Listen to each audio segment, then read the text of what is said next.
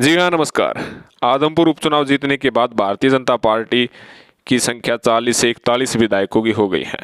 वहीं अब एक और बड़ी खबर निकलकर सामने आ रही है। भारतीय जनता पार्टी और दुष्यंत चौटाला के बीच गठबंधन से संबंधित भी अब बड़ी खबर निकलनी शुरू हो चुकी है कि अब भारतीय जनता पार्टी को जसपा पार्टी की कोई जरूरत नहीं है, अब गठबंधन तोड़ लेना चाहिए। लेकिन आपको बता दें कि हरियाणा के आदमपुर में भाजपा उम्मीदवार भव्य बिश्नोई को मिली शानदार जीत से पार्टी में उन नेताओं की आवाज को बल मिला है जो अगले लोकसभा और विधानसभा चुनाव में लंबे समय से अकेला चलने की तरफदारी करते आ रहे हैं। उपचुनाव के नतीजे प्रदेश में नए राजनीतिक समीकरणों को जन्म देने वाले साबित हो सकते हैं। आदमपुर के नतीजों ने जिस तरह आम आदमी पार्टी और इनेलो को पूरी तरह से हाशिए पर धकेल दिया, उसमें भाजपा उत्साहित तो है ही, साथ ही अब पार्टी के रणनीतिकारों को सिर्फ एक राजनीतिक शत्रु कांग्रेस को सामने रखकर 2024 की तैयारी का एक सूत्रीय टास्क दे दिया है। आदमपुर में सही मायनों में भव्य बिश्नोई अथवा कुलदीप बिश्नोई की जीत नहीं हुई, बल्कि भाजपा यानी मुख्यमंत्री मनोहर लाल की जीत हुई है।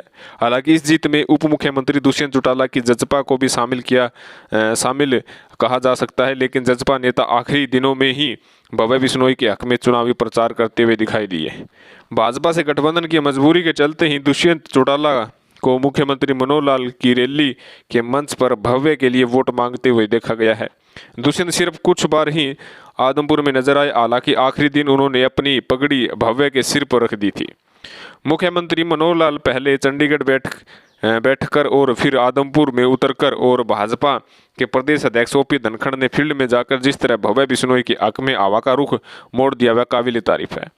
प्रदेश सरकार के गृह मंत्री अनिल विज तो आदमपुर के बाजारों में वोट मांगते घूमते दिखाई दिए। यह वही विज है जिन्होंने कुलदीप बिश्नोई की अजका के साथ भाजपा का नाता तोड़ने के लिए एक बार पूरा जोर लगा दिया था और गठबंधन टूट भी गया था। वीरेंद्र सिंह और चौधरी धर्मवीर समेत कुछ जाट नेताओं को छोड़कर भाजपा के सभी जाट और गैर जाट नेताओं ने आदमपुर में अपनी ताकत दिखाई थी, साथ भाजपा के हक में ताल ठोकी। उन्होंने पहले से एहसास था कि आदमपुर का रण 2024 से पहले के रिहर्सल है। भव्य बिश्नोई की जीत के साथ ही हरियाणा में भाजपा विधायकों की संख्या बढ़कर 41 हो गई है, जबकि कांग्रेस विधायक घटकर 30 रह गए हैं। बहुमत के लिहाज से भाजपा को 40 विधायकों की जरूरत है।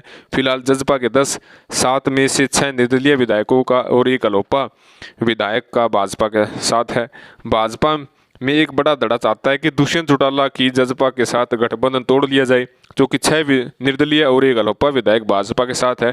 ऐसे में 10 विधायकों वाली जसपा की ताली को अपने ताले से निकाल भाजपा न जाने कब कहां फेंक दे, कुछ कहा नहीं जा सकता है।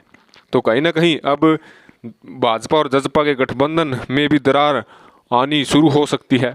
फिर से अब इस पर डिस्कस शुरू हुई है। आपको बता दें कि कुछ महीने पहले ही जो भाजपा के नए प्रभारी बने हैं देव विप्लव, उसके सामने निर्दलीयों ने प्रस्ताव रखा था कि जसपा के साथ गठबंधन तोड़ दिया जाए, क्योंकि भारतीय जनता पार्टी के साथ निर्दलीय भी खड़े हैं और सरकार सुरक्षित है। अब भाजपा क्या करती है ये तो देखने वाली बात होगी। आगे आगे देखिए राजनीति में होता है क्या। अधिक जानकारी के लिए आप जनहित न्यूज़ पर बने रहिएगा। कमेंट अवश्य कीजिएगा। धन्यवाद।